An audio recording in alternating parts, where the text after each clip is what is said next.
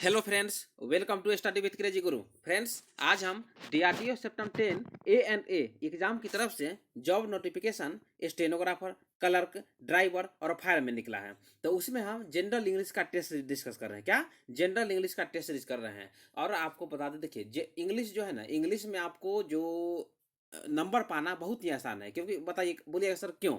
क्योंकि ये आपको देखिए जी के जीएस में तो आपको बहुत सारा एग्जाम, बहुत सारा जो कंटेंट है आपको पढ़ना पड़ता है।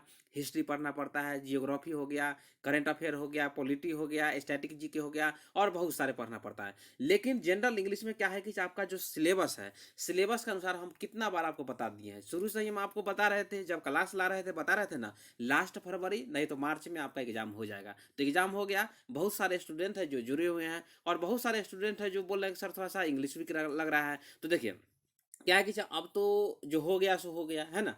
क्लास जो हम कितना नंबर है, देखिए क्लास है जो टेस्ट सीरीज नंबर 28 है। और टेस्ट सीरीज नंबर 1 से 27 तक प्ले लिस्ट बना हुआ है। वहां से आप लोग तैयारी किए ही होंगे। नहीं किए हैं तो आप लोग अभी देखिए क्या है कि 18 से 20 मिनट का ही वीडियो बनता है English.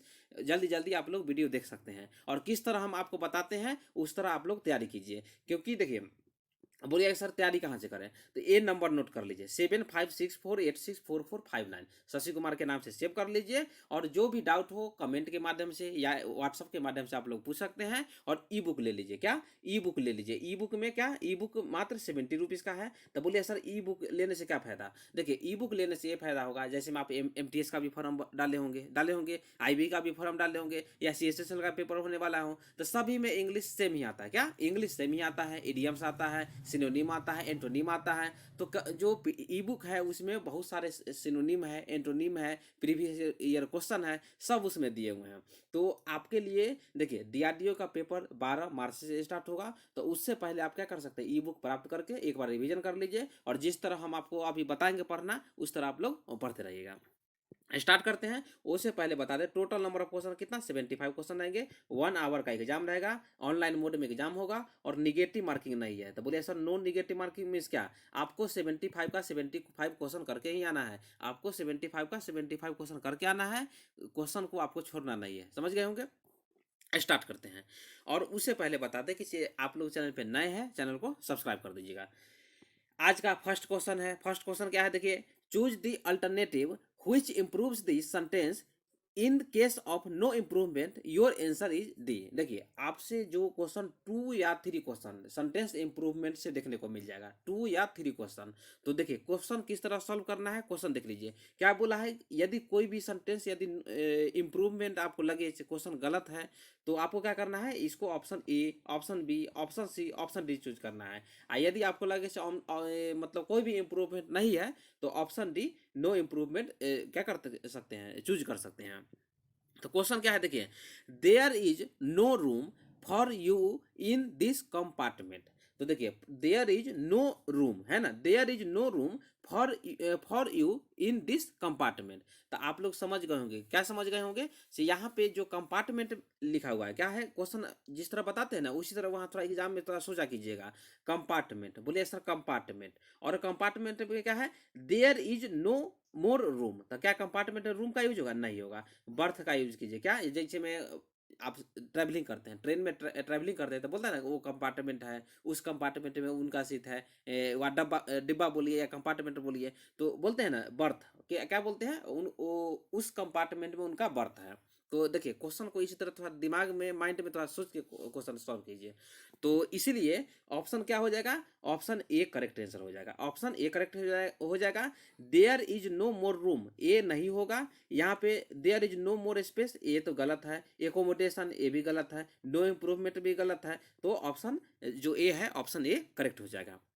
There is no more berth for you in this compartment. इसका मीनिंग आप लोग समझ होंगे क्या होगा, इस डिब्बे में आपके लिए कोई कोई बर्थ नहीं है, मतलब इस कंपार्टमेंट में आपके लिए कोई बर्थ नहीं है। तो इसलिए ना बताए, जो यहाँ कंपार्टमेंट है, कंपार्टमेंट के अनुसार यहाँ पे रूम के जगह पे आपका बर्थ का यूज हो जाएगा। ऑप्शन ए करेक्ट आंसर हो जाएगा। नेक्स्ट क्वेश्चन देखिए, नेक्स्ट क्वेश्चन क्या है, choose the alternative which improves the sentence. फिर आपको क्या है, फिर क्वेश्चन वही क्वेश्चन बोला है। यदि आपको गलत लगे तो आप ऑप्शन आप चूज कर सकते हैं, या सही हो तो ऑप्शन डी नो इम्प्रूवमेंट कर सकते हैं। क्वेश्चन क्या है, no sooner he has returned home than his mother felt happy. तो ए आप वी रखिए, ए वी रखिए, ये क्वेश्चन आपको देखने को मिल जाएगा। आप क्वेश्चन गलत करके मत आइएगा, ये मत बोलिए सर ये क्वेश्चन जो पढ़ा है वो नहीं आया है, मतलब ये क्वेश्चन नहीं आया है, ये क्वेश्चन आएगा। यदि आप बोलिएगा सर नो सूनर से क्वेश्चन आया है तो हम आपको स्क्रीनशॉट भेज देंगे। देखिए नो सूनर, ये नोट कर लीजिए, एक पेन में एक कॉपी में नोट कर लीजिए, कागज में, क्योंकि क्वेश्चन देखने को मिल जाएगा। आपको बता दें, जो देखिए नो सूनर क्या है, नो सूनर, नो सूनर, उसके बाद क्या होगा बताइए, उसके बाद आपका वर्ब का यूज होगा, क्या, वर्ब का यूज होगा। उसके बाद किसका यूज हो जाएगा, सब्जेक्ट का यूज हो जाएगा, और सब्जेक्ट के बाद आपका देन का यूज होगा, क्या, देन, THAN, देन का यूज हो जाएगा। तो no sooner plus verb plus subject plus than होता है। तो ये फॉर्मेट आपको याद रखना है। तो समझ गए ना। तो क्या है यहाँ पे, no sooner he has returned home, तो ये तो गलत है, समझ गए ना, यहाँ ये गलत है। तो क्या हो जाएगा, यहाँ पे क्या है, वर्ब का यूज करना है। तो यहाँ पे किसका यूज हो जाएगा, ऑप्शन जो सी है ना, डिड का यूज हो जाएगा। किसका, डिड का यूज हो जाएगा। क्या हो जाएगा, no sooner, no sooner did he return home than, than है यहाँ पे तो देन नहीं होगा, देन हो जाएगा हिज मदर फेल्ट हैप्पी। क्या होगा समझ गए ना, no sooner did he return home than his mother felt happy. जैसे ही वह घर लौटा उसकी माँ को खुशी हुई, उसकी माँ को खुशी हुई। इसका जो हिंदी मीनिंग है तो थोड़ा सा हिंदी मीनिंग करके भी आप लोग क्या हुई है पढ़ा कीजिए। तो बोलिए सर हिंदी मीनिंग पढ़ा देते हैं, आप जनरल इंग्लिश पढ़ा रहे हैं। देखिए जो स्टूडेंट रेगुलर जो SSC का पेपर देते आ रहे हैं, जिनको एक्सपीरियंस है, तो ये सब तो रटे रहते हैं, उनके टिप्स पे रहते हैं। लेकिन जो नए स्टूडेंट हैं और उसके बाद बताइए आप कितना भी पढ़ रही है, जब पेपर आता है तो थोड़ा सा जो क्वेश्चन सॉल्व करने का जो एफिशिएंसी होता है वो थोड़ा कम हो जाता है। तो आप लोग आप लोग भी थोड़ा सा गौर किए होंगे। तो इसीलिए आपको जिस तरह पढ़ाते हैं ना उस तरह थोड़ा हिंदी मीनिंग करके पढ़िए, तो आपको पढ़ने में थोड़ा सा क्या हो जाएगा, अच्छा लगने लगेगा। तो 62 का option C is the correct answer. Next question क्या है, नेक्स्ट क्वेश्चन देखिए, choose the one which can be substituted for the given sentence. देखिए वन वर्ड सब्स्टिट्यूशन क्वेश्चन है, 2 या 3 क्वेश्चन, टू कम से कम 2 क्वेश्चन आपको वन वर्ड सब्स्टिट्यूशन क्वेश्चन से देखने को आपको मिल जाएगा। क्या है क्वेश्चन, क्वेश्चन देखिए, टू मच ऑफिशियल फॉर्मेलिटी। क्या है, टू मच ऑफिशियल फॉर्मेलिटी। तो बोलिए सर इसका मीनिंग क्या होता है, तो इसका मीनिंग क्या होता है समझ गए ना। क्या है, टू मच ऑफिशियल फॉर्मेलिटी, इसका मीनिंग हो गया आवश्यकता से अधिक राजकीय औपचारिकता। क्योंकि देखिए फॉर्मेलिटी का हिंदी मीनिंग क्या होता है, औपचारिकता होता है। और यहाँ क्या है, टू मच मतलब आवश्यकता से ज़्यादा फॉर्मेलिटी। तो इसका आंसर क्या होगा, तो इसका आंसर जानने से पहले आपको बता दें, जब तक आप ऑप्शन ए देख लीजिए, ऑप्शन बी देखिए, ऑप्शन सी देखिए, ऑप्शन डी देखिए, सभी का मीनिंग नहीं समझिएगा तो आंसर पे कैसे आइएगा। तो पहला क्या है बताइए, ऑप्शन ए में क्या है, डिलेड। डिलेड का मीनिंग क्या होता है, देर से, तो ये तो नहीं होगा। उसके बाद क्या है, क्या है, ऑफिसियसनेस। ऑफिसियस का मीनिंग क्या होता है, होता है इसका उकताना, मतलब किसी को तंग करना होता है, समझ गए होंगे। उसके बाद फॉर्मेलिटी का मीनिंग तो आपको बता दिया, औपचारिकता होता है।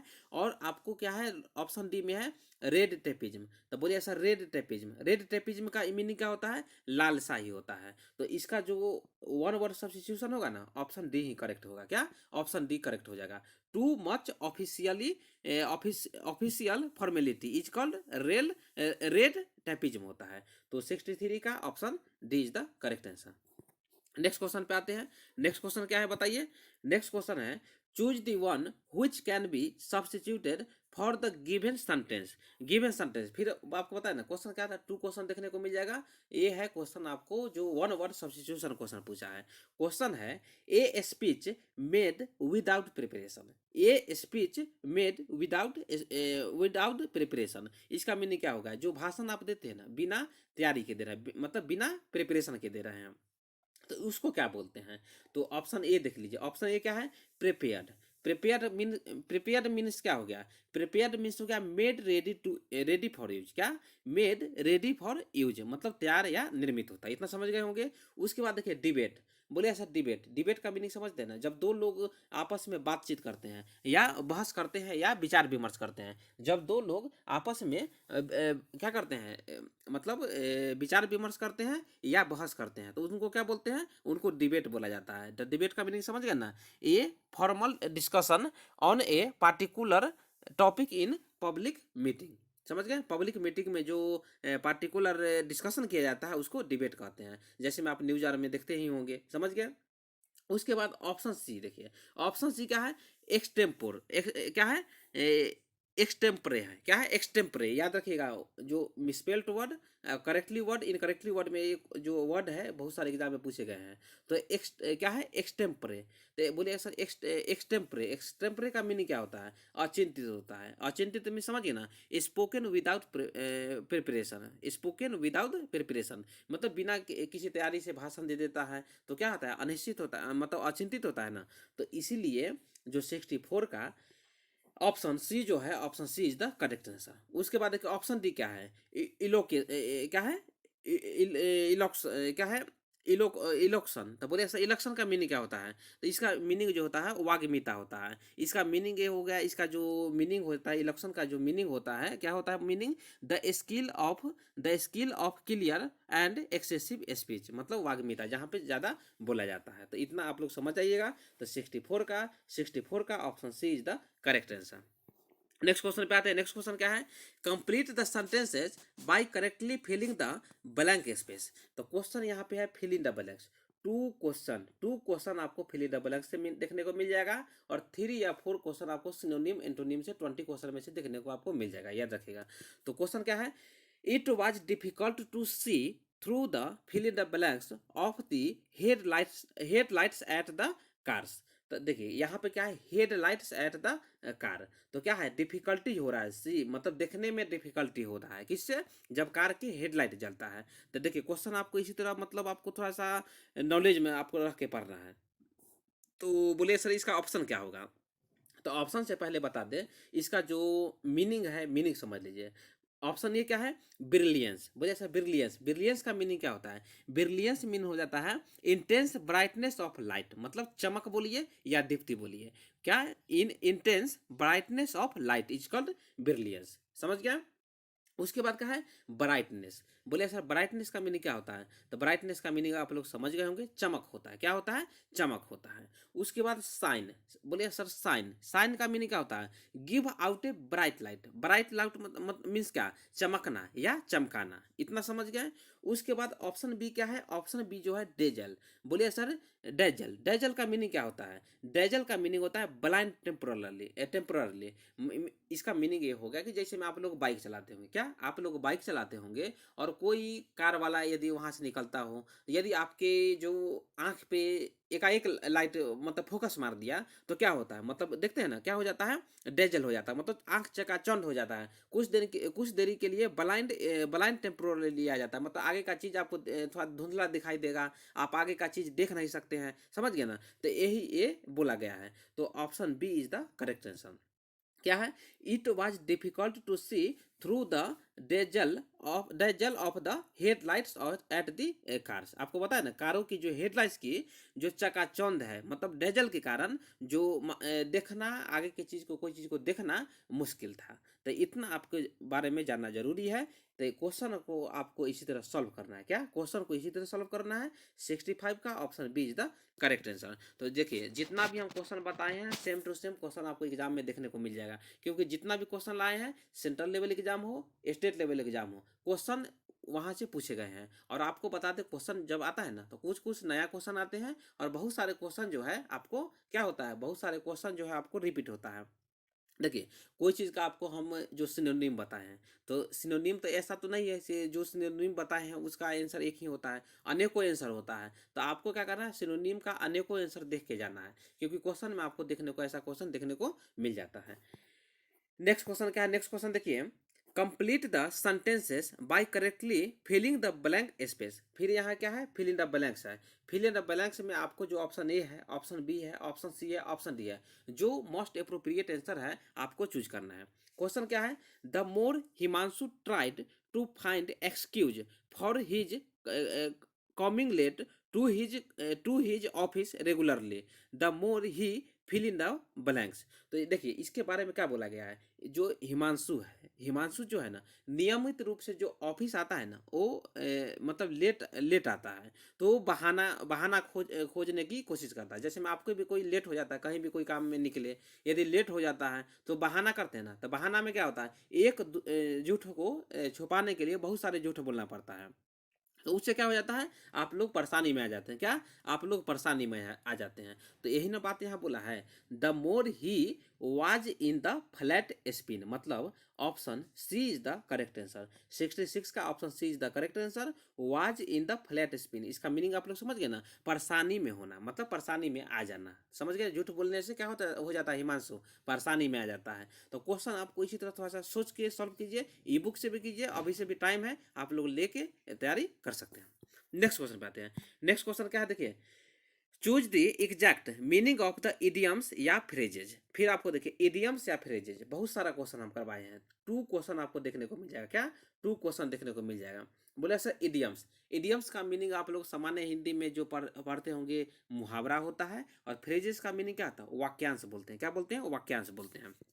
तो इडियम्स क्या है, to fly off the handle, to fly off the handle. तो बोलिए सर इसका मीनिंग क्या होगा, बताइए। इसका मीनिंग हो जाता है to fly off the handle, मतलब अपनी औकात से ज़्यादा उड़ना, समझ गए ना, किसी जोखिम भरे काम को करने में आगे होना, किसी जोखिम भरे काम को करने में आगे होना, है ना, to fly off the handle. तो बोलिए सर इसका आंसर क्या हो जाएगा।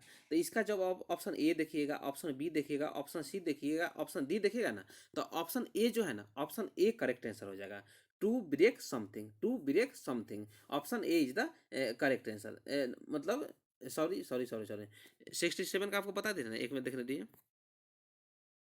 67 का आपको नहीं बताया था, 67 का बताते हैं, 68 का आपको बताने लगे। पहले देखिए 67 देखिए, choose the exact meaning of the idiom या फ्रेजेज। क्वेश्चन क्या है देखिए, to take, to bell the cat, to bell the cat, इसका मीनिंग क्या है, किसी जोखिम भरे काम में मतलब आगे होना, इसका मीनिंग हो जाता है। तो क्या हो जाएगा answer, to take lead in danger. Option A is the correct answer, क्योंकि देखिए डेंजर का जो मीनिंग है ना यहाँ पे खतरा में, ऑप्शन ए में ही है, तो ऑप्शन ए करेक्ट आंसर हो जाएगा।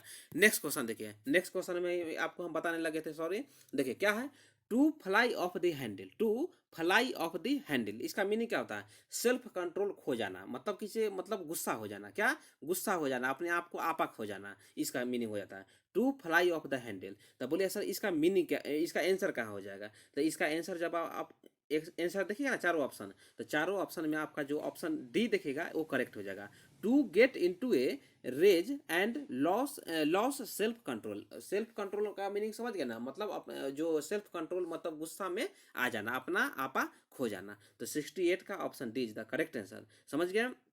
उसके बाद देखिए ऑप्शन ए क्या था, to break something, to break something, इसका मीनिंग क्या हो जाएगा, कुछ तोड़ने के लिए, समझ गए। उसके बाद क्या, टू बी इनडिफरेंट, बोले sir to be indifferent, indifferent मतलब क्या होता है, मतलब कोई चीज़ आप उदासीनता में आना, मतलब कोई चीज़ के लेके आप उदास बैठे हुए हैं, तो उदासीन होना। उसके बाद देखिए to act foolishly, to act foolishly की मीनिंग क्या हो जाएगा, मूर्खतापूर्वक कार्य करना। तो इसीलिए 68 का option D is the correct answer. Next question पे आते हैं। नेक्स्ट क्वेश्चन आपको 2 क्वेश्चन देखने को मिल जाएगा, करेक्टली वर्ड या इनकरेक्टली वर्ड। तो क्वेश्चन आपको सही से पढ़ना है, करेक्टली पूछ रहा है या इनकरेक्टली पूछ रहा है। क्वेश्चन है, one of the words is miss spelled, मतलब कौन सा वर्ड जो है मिस स्पेल्ड है। तो ऑप्शन देखिए, ऑप्शन क्या है, पार्लियामेंट, PARLIAMENT, ये तो सही है, पार्लियामेंट मतलब आप लोग समझ गए होंगे संसद होता है। उसके बाद क्या है, टेस्टमेंट, टेस्टमेंट, टेस्टमेंट बोलिए सर, TESTAMENT, ये भी सही है, क्या टेस्टमेंट, ये भी सही है। तो टेस्टमेंट का मीनिंग समझ गए होंगे, क्या होता है टेस्टमेंट का मीनिंग, नियम होता है, नियम बोलिए या आदेश होता है। उसके बाद क्या कि ऑप्शन सी में बेनिफैक्टर, BENEFACTOR, ये भी सही है, बोलिए सर ये भी सही है, बेनिफैक्टर। बेनिफैक्टर का मीनिंग क्या होता है बताइए, ए पर्सन हु गिव्स, क्या, अदर हेल्प या मनी। तो इसको क्या बोलते हैं, बेनिफैक्टर बोलते हैं, मतलब a person who gives money is called benefactor, मतलब क्या होता है, दान देने वाला होता है। तो ऑप्शन सी भी सही है, ऑप्शन ए बी भी सही है, ऑप्शन डी भी सही है। क्वेश्चन पूछा है मिस स्पेल्ड, क्या है, सुपरसिलियस, सुपरसिलियस एक जो है गलत है, यहाँ पे मिस स्पेल्ड बोला है तो ये गलत है, इसीलिए option A is the correct answer. इसका जो स्पेल्ड वर्ड हो जाएगा, जो करेक्टली वर्ड स्पेल्ड वर्ड हो जाएगा करेक्टली, वो हो जाएगा, देखिए नोट कर लीजिए, SUPERCILIOUS होता है, सुपर सिलियस होता है। तो ये बहुत सारे एग्जाम में पूछे गए हैं, तो ये आप देख लीजिएगा। सुपर सिलियस, सुपर सिलियस का मीनिंग क्या होता है? घमंडी होता है। क्या होता है? घमंडी होता है, या धूर्त बोलिए, जो बोलिए, घमंडी होता है। तो option A is the correct answer. Next question पे आते हैं। नेक्स्ट क्वेश्चन क्या है? One of the words is miss spelled. क्या है? फिर बोलिए, देखिए फिर क्वेश्चन क्या बोला? Miss spelled. मिस स्पेल्ड का मीनिंग समझिए ना, जो गलत दिया हुआ हो। तो क्या है? देखिए, इलेबोरेट, इलेबोरेट बोलिए सर, इलेबोरेट। इलेबोरेट का मीनिंग क्या होता है? विस्तृत होता है, या विस्तार में बताना। तो ELABORAT, ये तो सही है। उसके बाद क्या है? थ्रूनेस। थ्रूनेस का मीनिंग क्या होता है बताइए? थ्रूनेस का मीनिंग हो जाता है पूर्णता होता है। क्या? पूर्णता होता है। तो ये भी सही है। उसके बाद क्या? थेरेपी। थेरेपी का मीनिंग क्या होता है? चिकित्सा को होता है। क्या होता है? जो चिकित्सा होता है। तो ये भी सही है। उसके बाद क्या है? इनएस्टेबिलिटी है। क्या है? इनएस्टेबिलिटी, INSTEPILITY। तो ये गलत है। क्या? ये गलत है। तो बोले सर यहाँ पे क्या होगा? देखिए, INSTE क्या हो जाएगा? TE के जगह पर TABILITY, इनएस्टेबिलिटी। इनएस्टेबिलिटी का मीनिंग क्या क्या हो जाता है? अस्थिर होता है, मतलब जो स्थिर नहीं हो, अस्थिर होता है। तो इसीलिए जो मिस स्पेल्ड वर्ड है, option D is the correct answer. तो देखिए फ्रेंड्स, क्वेश्चन आपको इसी तरह सॉल्व करना है, और आपके पास टाइम नहीं बचा है। करंट अफेयर से भी क्वेश्चन बहुत सारे एग्जाम में पूछे जाते हैं, तो करंट अफेयर भी हम अभी का रेगुलर क्लास आपके लिए लाएंगे, और एशियंट हिस्ट्री का भी थोड़ा सा क्लास ला देंगे। गौतम बुद्ध और जो जैन धर्म, मतलब बौद्ध धर्म और जैन धर्म से क्वेश्चन पूछे जाते हैं, वो वीडियो अपलोड कर दिए हैं। यदि आप लोग नहीं देखे हैं तो कहाँ से? देखिए, कोई भी चैनल आप लोग आते हैं चैनल पे, तो क्या करिए, पहले तो आप सब्सक्राइब कर लीजिए। उसके बाद जाके आप प्लेलिस्ट देखिए। प्लेलिस्ट में जाकर देखिए सर क्या क्या पढ़ाए हैं, तो आप वहाँ से जाकर अभी अभी भी टाइम है, आप लोग प्रिपरेशन कर सकते हैं। और ई बुक लेना हो तो ई बुक आप उस नंबर से कॉन्टैक्ट कर सकते हैं। मिलते हैं नेक्स्ट वीडियो में। Thank you.